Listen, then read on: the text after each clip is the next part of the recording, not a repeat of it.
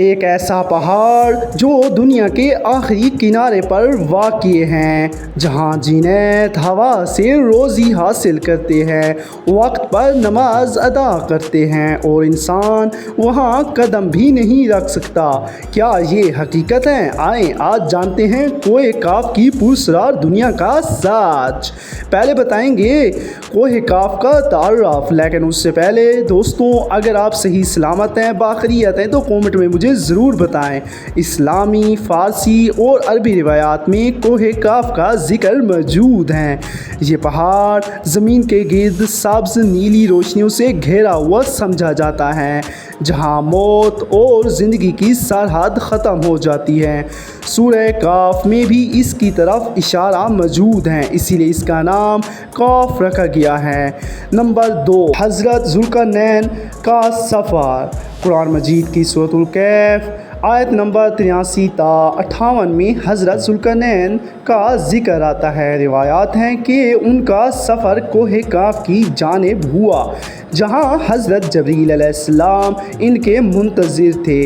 یہی وہ مقام تھا جہاں انہوں نے یاجوج اور ماجوج پر دیوار تعمیر کرائی۔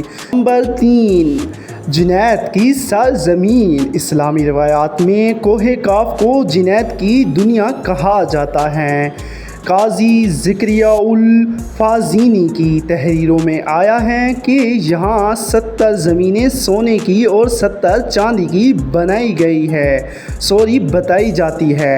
یہ تمام علاقے جنات کی بادشاہوں پر مشتمل ہیں۔ پیارے ناظرین، نمبر 4، سبز پہاڑ کی خصوصیات۔ کوہ کاف کو نیلم یا زمرد جیسے قیمتی پتھر سے تشبیہ دی گئی ہے۔ روایات ہیں کہ اس کی سبز روشنی آسمان کو چمک دیتی ہے۔ اسے ایک حلقے کی مانند بیان کیا جاتا ہے جو دنیا کو گھیرے ہوئے ہے۔ نمبر 5، جنات کی روزمرہ زندگی کیسی ہے؟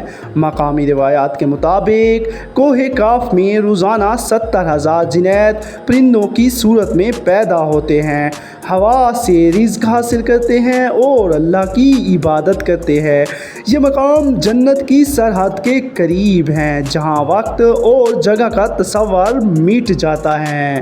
نمبر 6، رومی کا نظریہ۔ معروف صوفی شاعر حضرت جلال الدین رومی رحمۃ اللہ علیہ نے کوہ کاف کو روحانی شعور کی علامت قرار دیا۔ یہاں عاشق اپنے نفس کو فنا کرتے ہیں اور اللہ کی ذات میں جذب ہو جاتے ہیں۔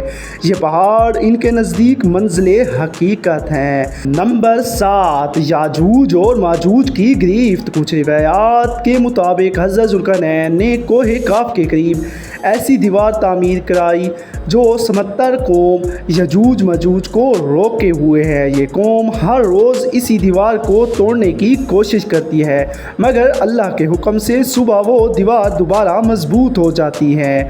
نمبر 8، سائنسی و تہذیبی تشریحات۔ بعض ماہرین کہتے ہیں کہ کوہ کاف حقیقت میں کوہ قفقاز یا شمالی روسی پہاڑوں کی طرف اشارہ ہو سکتا ہے، جبکہ دیگر علماء اسے باطنی حقیقت اور ایمان کے اندرونی سفر کی تمثیل قرار دیتے ہیں۔ نمبر 9، فکری پہلو۔ کوہ کاف کو انسان کے اس سفر کی علامت سمجھا جاتا ہے جو وہ اپنی حقیقت اور غیب کی تلاش میں طے کرتا ہے۔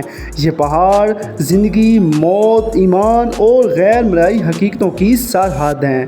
نمبر 10، قرآن و احادیث کی روشنی میں۔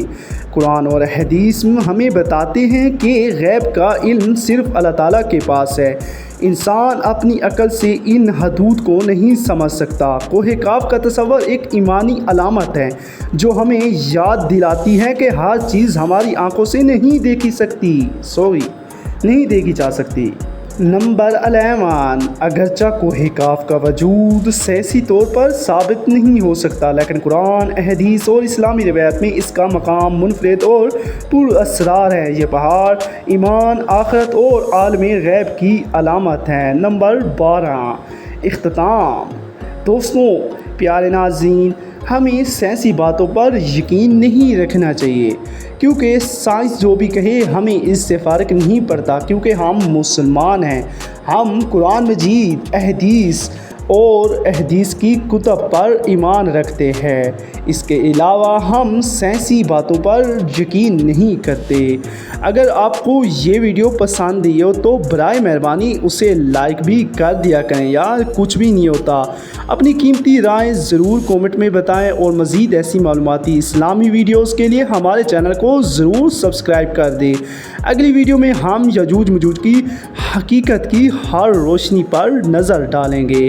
امید کرتا ہوں ہر ویڈیو کی طرح یہ ویڈیو بھی آپ سب کو پسند آئے گی۔ شکریہ، سلامت رہیں، آباد رہیں۔